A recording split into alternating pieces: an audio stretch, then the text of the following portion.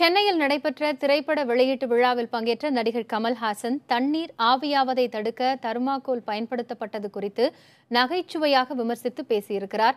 சத்யம் திரையரங்கில் நடைபெற்ற இசை வெளியீட்டு விழாவில் பங்கேற்று பேசிய அவர், இளந்தலைமுறையினர் எடுக்கும் திரைப்படங்களில் கதையம்சம் இருப்பதாக தெரிவித்துள்ளார்.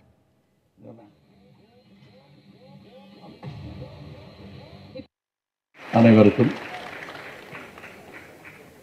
நான் ட்ரெய்லர் பார்த்துட்டேன். நீங்கள் பார்த்தீங்களா?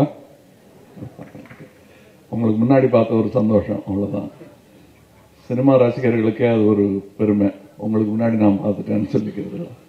அதனால தான் ஒரு வேளை பைரசி ஜாஸ்தியாகுதுன்னு தெரியல. நல்ல முயற்சி. Especially I was concerned for ஐக். நல்ல கதை, நல்ல படமாக இருக்கணும்னு ட்ரெய்லர் பார்த்தது நல்லா இருக்கிற மாதிரி இருக்குது. அண்ட் ஆகி வந்த கதையும்பாங்க, அது மாதிரி. அது ஆவி வந்த கதை. பட் அதெல்லாம் நல்லபடியாக பண்ணியிருக்காங்க. அதில் it's fully well covered, but not with thermocol.